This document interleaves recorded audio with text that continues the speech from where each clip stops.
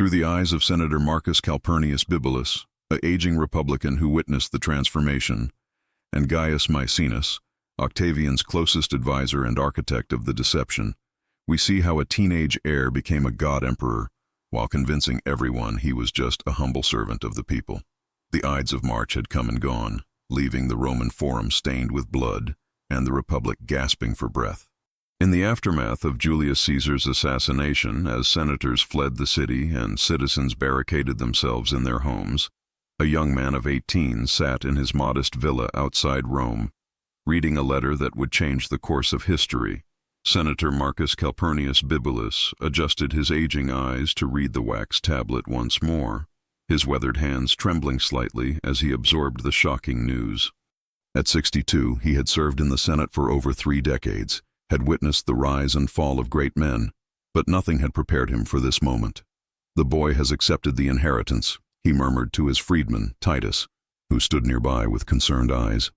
"Caesar's grandnephew, this Octavian, claims he will honor the dictator's will." Titus, a former Greek slave who had earned his freedom through decades of loyal service, understood the implications better than most.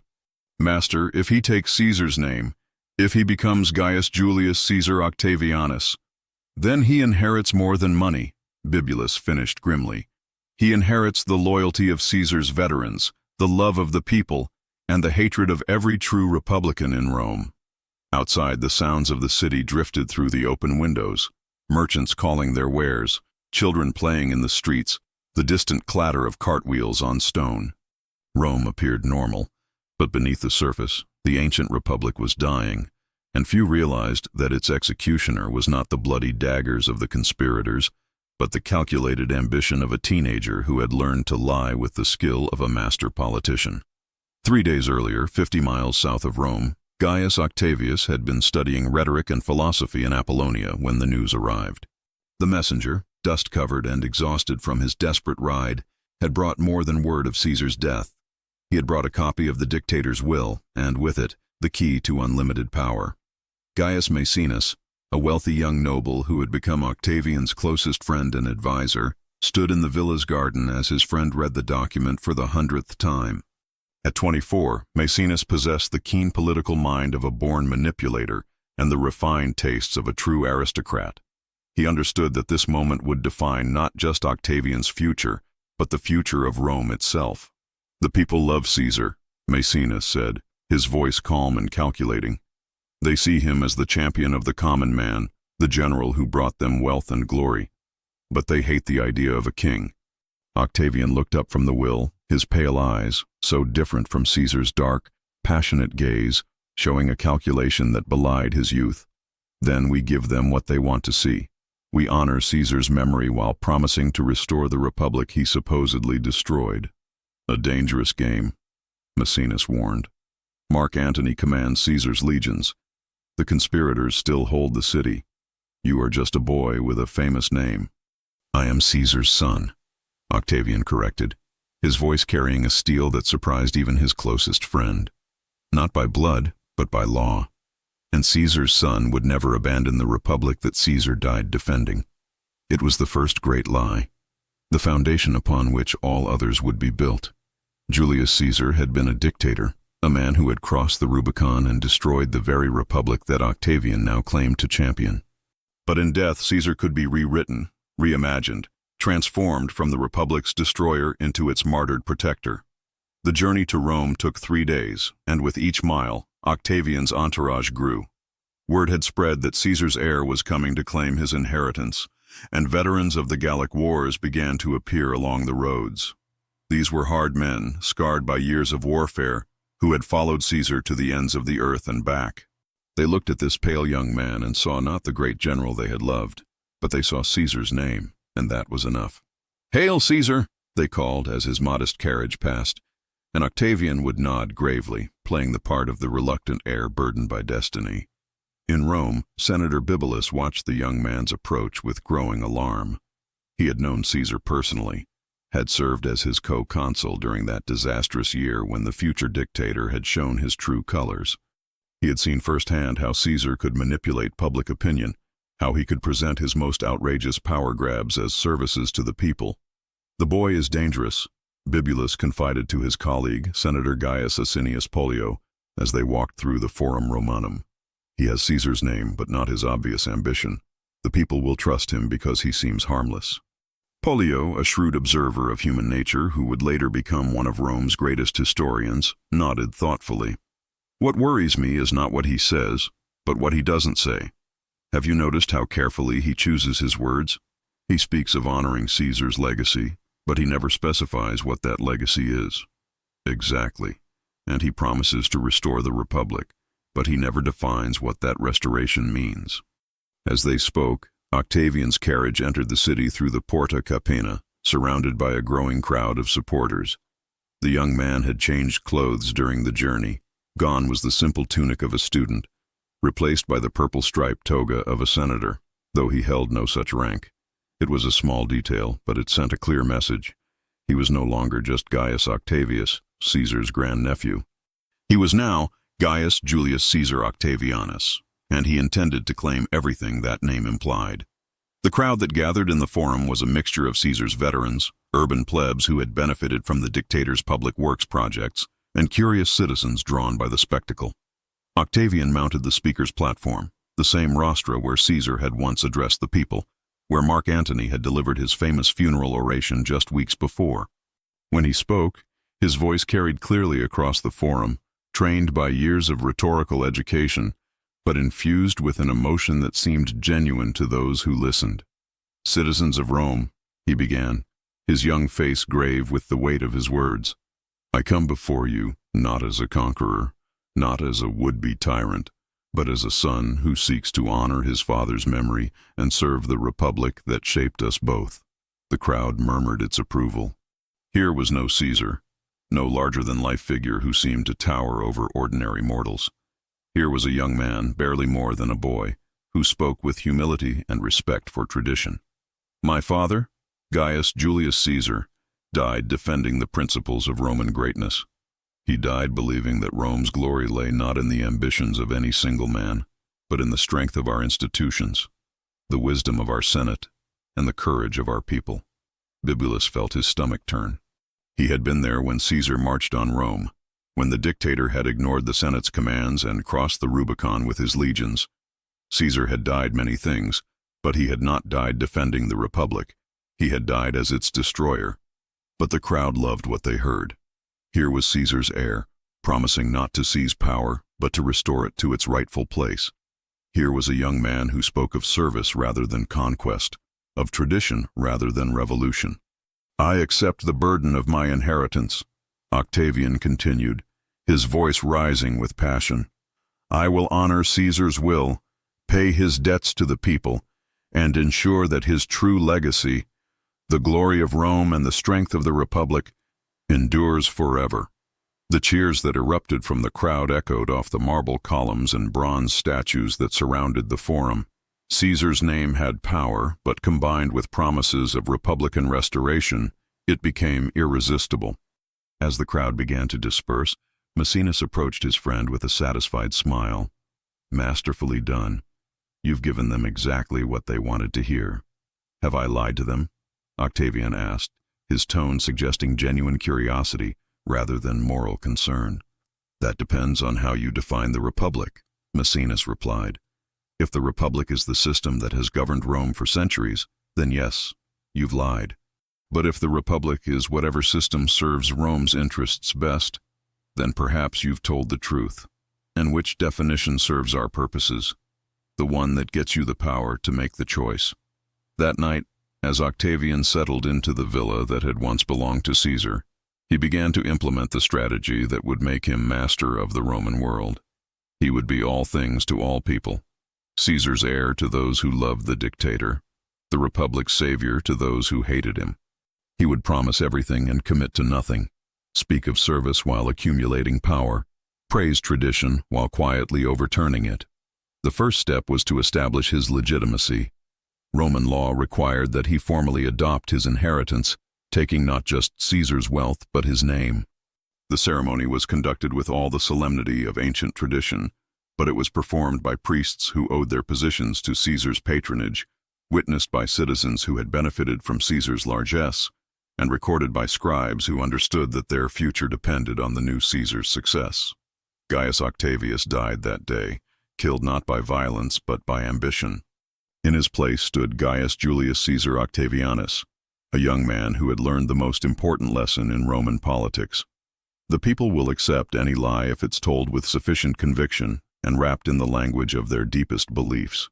As the sun set over the 7 hills of Rome, Senator Bibulus stood on his roof terrace, looking out over the city that had been his life's work. Somewhere in the growing darkness, a young man was plotting the destruction of everything Bibulus had spent his life defending. The tragedy was not that the Republic would die, but that it would be murdered by someone who claimed to be its savior. The great lie had begun, and with it, the transformation of Rome from a republic of citizens into an empire of subjects. The most brilliant part of the deception was not that Octavian had convinced the people he was different from Caesar, but that he had convinced them that what Rome needed was another Caesar, one who would promise never to become what he was already planning to be. In the morning, the real work would begin. Mark Antony still controlled Caesar's legions, the conspirators still held political power, and the Republic still existed in more than name. But Octavian had something more valuable than armies or offices. He had the people's trust, earned through the most successful lie in political history. He had convinced Rome that its salvation lay in the hands of the very man who would destroy it forever. The morning sun cast long shadows across the Campus Martius as thousands of Roman citizens gathered for what would become one of history's most elaborate political performances. It was January 13th, 27 BC, and Gaius Julius Caesar Octavianus was about to execute the final act of his grand deception, the formal restoration of the Roman Republic. Senator Marcus Calpurnius Bibulus, now 79 and one of the few remaining witnesses to the Republic's golden age, leaned heavily on his walking stick as he made his way through the crowd. The weight of 17 years pressed upon his shoulders. 17 years of watching the young man who had promised to restore the Republic systematically destroy it while maintaining the fiction that he was its greatest protector. "The irony is exquisite," he muttered to his freedman Titus, who had grown gray in his service. "He summons us to witness the restoration of the very thing he has already murdered." Titus, now in his 60s and bearing the dignity of a man who had survived the transition from republic to empire, nodded grimly. "The master has become the performance, and the performance has become the master. I wonder if he still knows the difference between the lie and the truth." In the distance they could see the temporary platform that had been erected for the ceremony. Purple banners fluttered in the winter breeze, and the golden eagles of the legions gleamed in the morning light. It was a spectacular display of Roman power and tradition, carefully choreographed to create the impression of a reluctant leader surrendering authority he had never wanted. The truth, of course, was far different. In his private chambers, Octavian, now 36 and bearing the accumulated gravitas of a man who had survived civil wars, political purges, and the systematic elimination of his rivals, made his final preparations. His reflection in the polished bronze mirror showed a face that had learned to reveal nothing, eyes that had seen too much, and a mouth that had perfected the art of saying one thing while meaning another. Gaius Maecenas, now his closest advisor and the architect of what would become known as the Augustan settlement, stood behind him, adjusting the folds of his toga. At 41, Maecenas had helped transform a teenage heir into the undisputed master of the Roman world, and today would see the culmination of their carefully planned campaign. "Are you ready to become the Republic's greatest servant?" Maecenas asked, his tone carrying the weight of their shared understanding.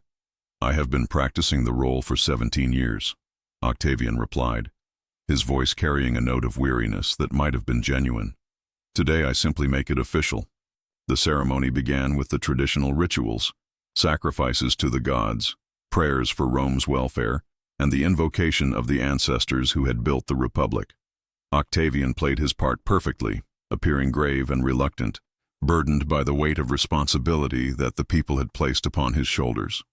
When he finally stepped forward to address the Senate and the assembled citizens, his voice carried across the Campus Martius with the authority of a man who had commanded legions and reshaped the Mediterranean world.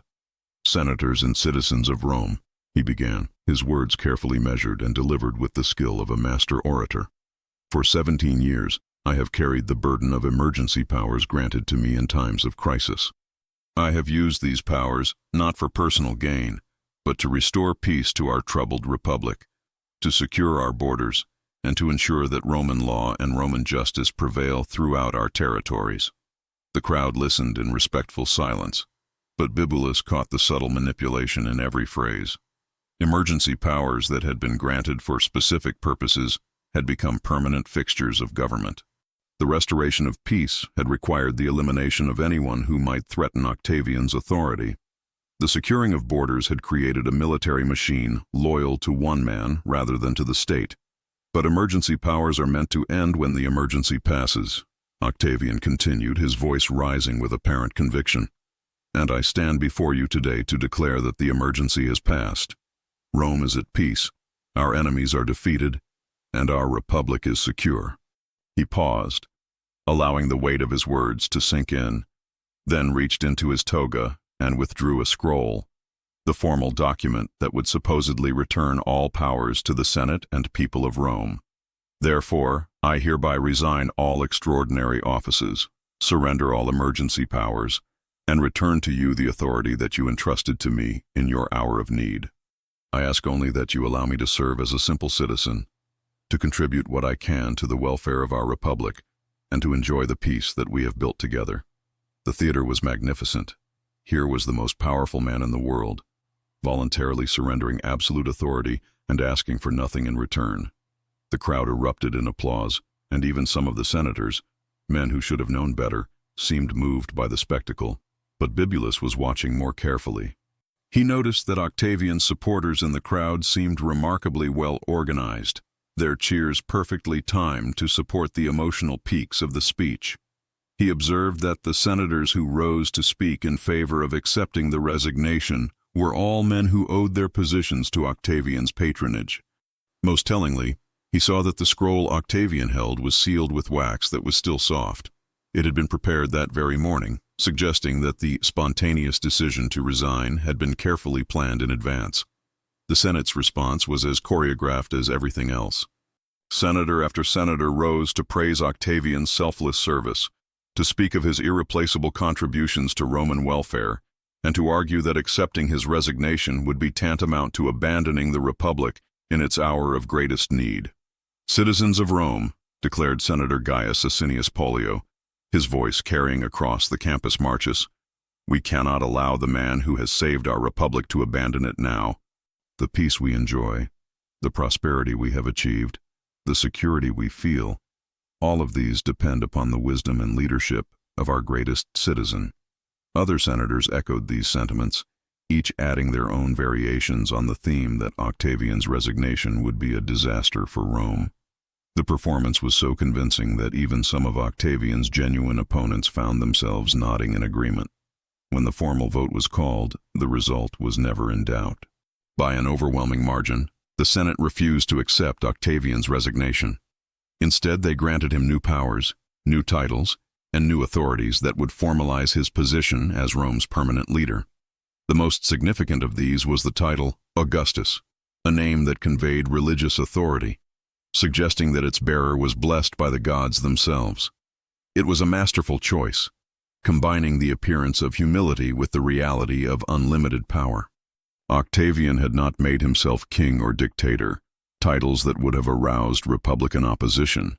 Instead, he had become something new, something that had never existed before in Roman history. "Hail Augustus," the crowd chanted, and the new title echoed across the Campus Martius like a prayer. Hail the father of his country. Hail the restorer of the Republic. But the most brilliant aspect of the deception was yet to come. In accepting the Senate's refusal to accept his resignation, Augustus made a great show of reluctance. He accepted only some of the powers offered to him, declined certain honors, and insisted that his authority was limited and temporary. To the casual observer, he appeared to be a man who was being forced into leadership against his will. The reality was that Augustus had carefully crafted the entire situation to give him exactly what he wanted while making it appear that he was making sacrifices for the public good. The powers he accepted were the ones that mattered: control of the military, authority over the provinces, the right to convene the Senate and propose legislation. The honors he declined were largely ceremonial, designed to make his acceptance of real power seem modest and self-effacing. Maecenas, watching from the crowd, could barely suppress his admiration for the performance.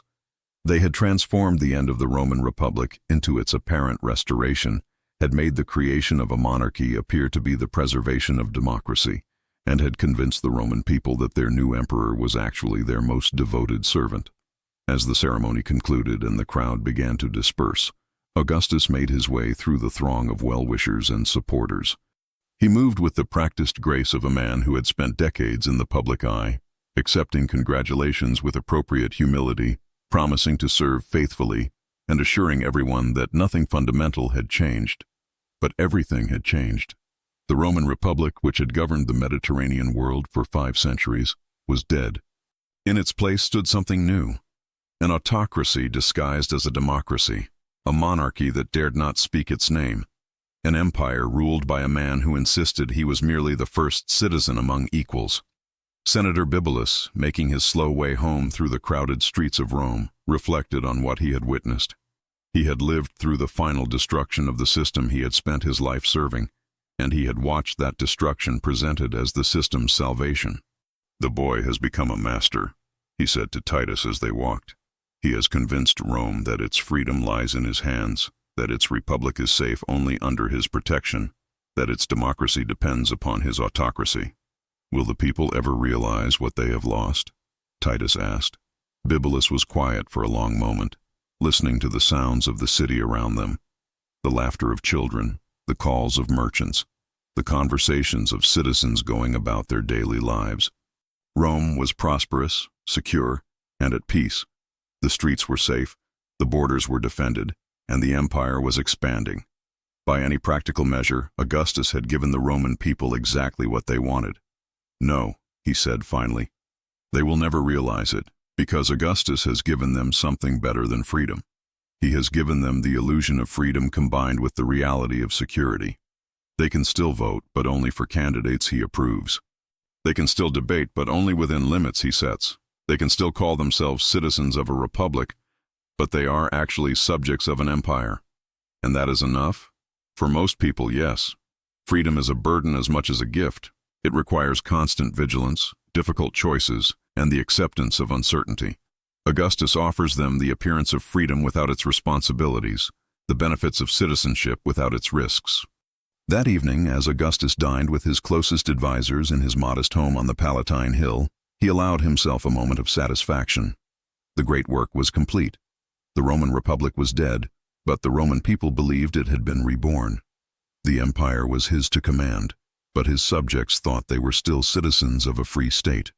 "The beautiful thing," he said to Maecenas as they reclined on their dining couches, "is that the lie has become the truth. I have not destroyed the Republic. I have transformed it into something better, something more stable, something more capable of governing a world empire. And if future generations discover the deception?" Augustus smiled, the expression of a man who had planned for every contingency. "They will discover that the deception was necessary, that the republic I claimed to restore was already dead when I found it, and that the empire I created was the only thing that could preserve what was best about Rome while discarding what was weak and obsolete. So the lie was actually the truth. The lie was the path to the truth. The Roman people needed to believe they were choosing their fate, even if that choice was illusory. They needed to feel that their traditions were being preserved, even as those traditions were being fundamentally altered. They needed to trust that their freedom was secure, even as that freedom was being redefined. As the night deepened over Rome, the city settled into the peace that would characterize the next 2 centuries of Roman history. The Pax Romana had begun, built upon the foundation of the greatest political lie ever told, that the man who had destroyed the Roman Republic had actually saved it. Augustus had achieved immortality not through conquest or cruelty, but through the masterful manipulation of human nature. He had understood that people will accept any sacrifice of freedom if it is presented as freedom's preservation, any loss of power if it is disguised as power's protection, any surrender of choice if it is framed as choice's guarantee. The lie that made Augustus emperor was not that he had restored the Republic, but that the Roman people had chosen to make him their ruler. In reality, he had given them no choice at all, but he had made them believe that every step of their journey from freedom to servitude had been their own decision, and that, perhaps, was the most brilliant lie of all. 27 years had passed since the great deception in the Campus Martius, and Rome had never been more prosperous. The marble forums gleamed in the Mediterranean sun. Aqueducts carried fresh water to every corner of the city, and the Pax Romana stretched from Britain to Mesopotamia. Yet in a modest house near the Palatine Hill, an old man lay dying, and with him died the last witness to the truth behind the greatest political lie in human history. Senator Marcus Calpurnius Bibulus, now 92 and confined to his bed by age and infirmity, struggled to focus his failing eyes on the young scribe who sat beside him. The boy, for at 16 he seemed impossibly young to the ancient senator, was one of the new generation, born into the empire, raised on stories of Augustus the Great, the father of his country, the man who had restored the Republic and brought peace to the world. "You asked me to tell you about the early days," Bibulus whispered, his voice barely audible above the sounds of the bustling city outside, "about how the Republic became this." The scribe, whose name was Gaius Suetonius Tranquillus, leaned forward eagerly. He had heard the old man had stories about the founding of the empire, tales that differed from the official histories. As a young man with ambitions to become a historian himself, he hungered for primary sources, for the authentic voices of those who had lived through the great transformation. "Tell me about Augustus," Suetonius urged. "What was he really like?" "The histories say he was reluctant to accept power, that he tried to restore the Republic, but the people begged him to remain as their protector." Bibulus managed a weak laugh that turned into a coughing fit. When he recovered, his eyes held a spark of their old fire. Augustus was the greatest actor who ever lived. He spent 45 years playing the role of the reluctant emperor, the humble servant of the people, the man who had saved the Republic. And do you know the most remarkable thing? By the end, I think he believed it himself. "What do you mean?" "I mean that the lie became so complete, so total, that even its creator lost sight of where the performance ended and the reality began. Augustus convinced the Roman people that he was their savior, but in doing so, he convinced himself as well." Outside, the sounds of the city continued. The rumble of cartwheels on stone, the calls of street vendors, the laughter of children. It was the sound of a civilization at its peak, prosperous and secure under the rule of the man who had promised to serve it. But Bibulus remembered a different Rome, a city where citizens had governed themselves, where the Senate had been more than a rubber stamp for imperial will, where the consulship had been the highest office rather than a ceremonial position granted by imperial favor. "I was there," he continued, his voice growing stronger with the effort of memory. "I saw him that first day when he was still just Octavian, standing in the forum and promising to honor Caesar's legacy. He was 18 years old, and he was already the most dangerous man in Rome. Dangerous how? Because he understood something that the rest of us didn't. He understood that the Roman people didn't really want freedom. They wanted security. They didn't want democracy. They wanted competent government. They didn't want to rule themselves. They wanted to believe they were ruling themselves while someone else made the difficult decisions." Suetonius frowned, struggling to reconcile this cynical view with everything he had been taught about the glorious foundation of the empire. But surely Augustus gave them what they wanted. Peace, prosperity, security. "Oh, he gave them everything they wanted," Bibulus agreed. "That's what made him so dangerous. He was the perfect emperor because he gave the Roman people exactly what they desired, while convincing them that they were getting exactly what they deserved. I don't understand the distinction." Bibulus turned his head toward the window, where the afternoon sun painted the walls with golden light. Augustus didn't conquer Rome through force. He seduced it. He made the Roman people fall in love with their own enslavement. He convinced them that their chains were actually crowns, that their surrender was actually victory, that their emperor was actually their servant. But the Republic was restored, Suetonius protested. Augustus returned power to the Senate and the people. He refused to be called king or dictator. He insisted he was merely the first citizen among equals. "And that," Bibulus said with a bitter smile, was the most brilliant part of the lie. He didn't need to be called king because he had power that no king had ever possessed. He didn't need to be called dictator because he had authority that no dictator had ever wielded.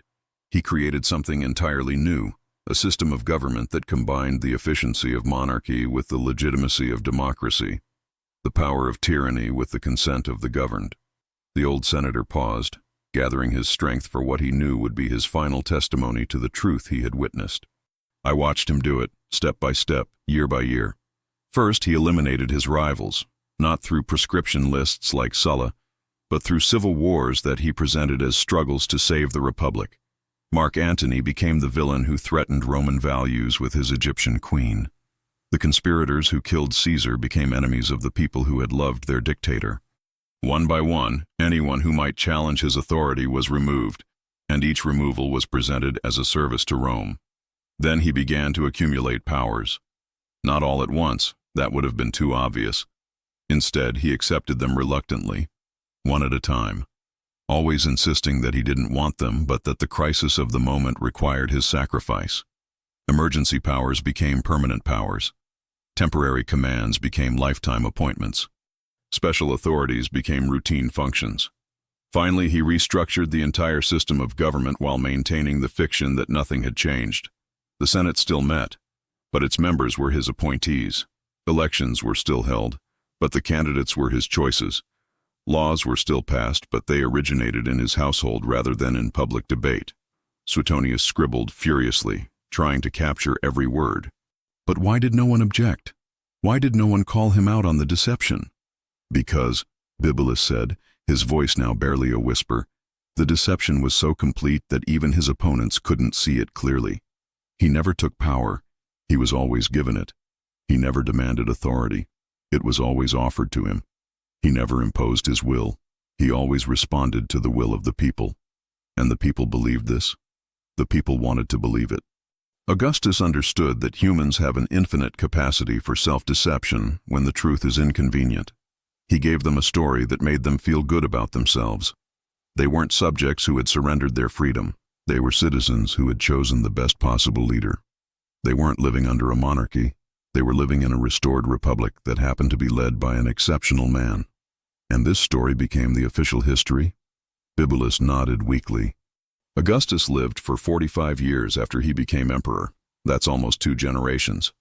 By the time he died, there was no one left who remembered what the Republic had actually been like. The people who had lived through the civil wars, who had seen the chaos and violence of the dying Republic, were grateful for the peace and stability that Augustus provided. The younger generation knew only the empire. To them, Augustus wasn't the destroyer of the Republic. He was the man who had saved Rome from itself. So the lie became the truth? The lie became more than the truth. It became the foundation of a new civilization. Augustus didn't just fool the Roman people about the nature of his rule. He fooled them about the nature of government itself. He convinced them that the only way to preserve democracy was to surrender it to a benevolent dictator, that the only way to maintain freedom was to place it in the hands of a single individual, that the only way to protect the Republic was to transform it into an empire. The room fell silent, except for the old man's labored breathing. Suetonius continued to write, but his hand had slowed as he grappled with the implications of what he was hearing. "What happened to those who knew the truth?" he asked finally. "We died," Bibulus said simply. "One by one we died, and with us died the memory of what Rome had been before Augustus. Oh, some of us tried to preserve the truth. We wrote memoirs, kept records, told stories to our children and grandchildren. But the official history was so much more appealing than the truth. Why remember the chaos and violence of the late Republic when you could celebrate the peace and prosperity of the early empire? Why dwell on the loss of freedom when you could praise the benefits of security? And Augustus himself, did he ever acknowledge what he had done? Bibulus was quiet for so long that Suetonius thought he had fallen asleep. Then, with great effort, the old man spoke again. "That's the most remarkable thing of all. I think that in the end, Augustus genuinely believed he had saved the Republic. He had told the lie so often, played the role so completely, that the performance became his reality. When he died, I believe he truly thought he was leaving behind a restored republic rather than a nascent empire." "How is that possible?" because the lie was so perfect that it convinced even its creator. Augustus had created a system where he could exercise absolute power while maintaining the fiction that he was merely a servant of the people. He could make any decision he wanted while believing that he was only carrying out the will of the Senate and the Roman people. He could reshape the entire Mediterranean world while thinking that he was simply preserving traditional Roman values. In his final years, Augustus would often speak of the republic he had restored, the freedoms he had preserved, the democracy he had strengthened. He wasn't being cynical. He genuinely believed these things. The lie had become so embedded in his understanding of himself and his role that he couldn't see the truth even when he was looking directly at it. Suetonius set down his stylus, overwhelmed by the scope of what he was hearing. So the greatest political deception in history was one where the deceiver ultimately deceived himself. Exactly, Bibulus whispered, and that's what made it so enduring. Augustus didn't just create a political system. He created a mythology, a story so compelling, so attractive, so emotionally satisfying that it survived not just his death, but the deaths of his successors, the fall of dynasties, the transformation of the empire itself. The old senator's breathing was becoming more labored, but he seemed determined to finish his testimony. Do you know what Augustus's last words were supposed to be? Have I played the part well? Even at the end, he thought of his life as a performance, his reign as a role he had been called upon to play. But the performance became the reality. Suetonius observed. The performance became more than reality. It became the template for every ruler who came after. Every emperor after Augustus has claimed to be serving the people while exercising absolute power. Every dictator in history has insisted he was preserving democracy while destroying it. Every tyrant has presented himself as the reluctant guardian of freedom while enslaving those he claimed to protect. Augustus didn't just deceive the Roman people. He created the model for political deception that would be used for the next 2,000 years. He showed future rulers how to present tyranny as liberation, how to disguise conquest as salvation, how to make people grateful for their own oppression. Outside, the sun was beginning to set, casting long shadows across the room. The sounds of the city were changing as Rome settled into evening, the calls of vendors giving way to the laughter from taverns, the rumble of commerce replaced by the quieter sounds of families gathering for dinner. "Tell me," Bibulus said, his voice now barely audible, "what do the people say about Augustus now? How do they remember him?" Suetonius considered the question carefully. They call him the greatest of emperors. They say he brought peace after chaos, prosperity after poverty, order after anarchy. They credit him with founding the empire that has brought civilization to the entire known world. They worship him as a god. And they believe he restored the republic? Most do, yes. The official histories all say that Augustus reluctantly accepted power in order to serve the people, that he tried to return authority to the Senate but was prevented by their insistence that he continue to lead. Bibulus managed one final, bitter laugh. Then the lie is complete. The man who destroyed the Roman Republic is remembered as its savior. The man who ended democracy is praised as its protector. The man who created the most successful autocracy in human history is worshipped as the servant of the people. "But you've told me the truth," Suetonius protested. "Surely that matters. Will you write it?" The question hung in the air between them.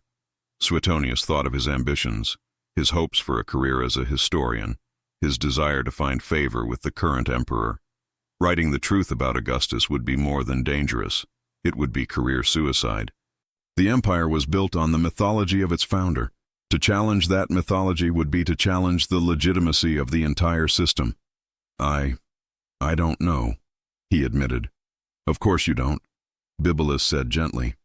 "Because you understand, as Augustus understood, that people don't want the truth. They want a story that makes them feel good about themselves and their choices.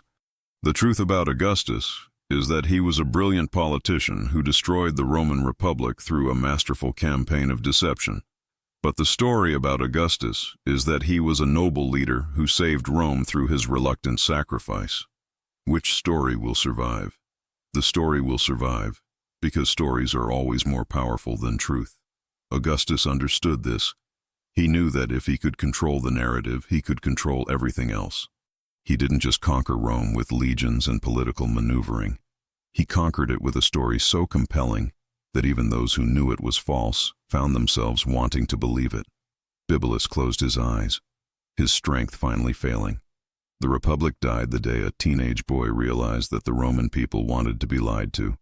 Everything that happened after that was just theater. But surely some good came from Augustus's rule, Suetonius asked desperately. The peace, the prosperity, the expansion of Roman law and culture? Oh yes, Bibulus replied, his voice now just a breath. Great good came from Augustus's rule. Roads were built, borders were secured, laws were codified, art and literature flourished. The empire that Augustus founded would endure for centuries, bringing Roman civilization to distant lands and protecting millions of people from war and chaos. Then perhaps the lie was justified. Bibulus opened his eyes one last time, fixing the young scribe with a gaze that seemed to pierce through decades of imperial propaganda. That's what every tyrant hopes his subjects will believe, that their freedom was a small price to pay for their security, that their dignity was worth sacrificing for their safety, that their right to govern themselves was less important than their need to be governed well. Augustus gave the Roman people everything they wanted except the one thing they needed most, the responsibility of ruling themselves. He infantilized an entire civilization, convincing them that they were too weak, too chaotic, too incompetent to manage their own affairs. He taught them to prefer the comfort of servitude to the challenge of freedom. And that, he whispered, was perhaps the greatest lie of all. Not that he was serving them, but that they were incapable of serving themselves. The room fell silent as the old senator's breathing grew shallow and irregular.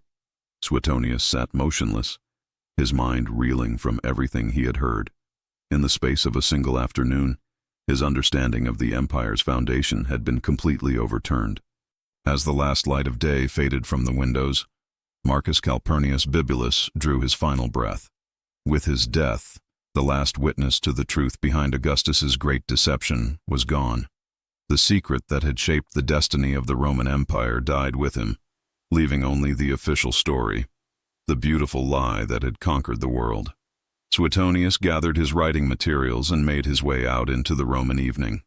Around him, the city bustled with life, citizens going about their business in a world that Augustus had made safe and prosperous. They lived under a system that had brought them peace and plenty, ruled by emperors who claimed to serve their interests while exercising absolute power over their lives. As he walked through the forum where Augustus had first told his great lie, Suetonius wondered what he would do with the truth he had been given.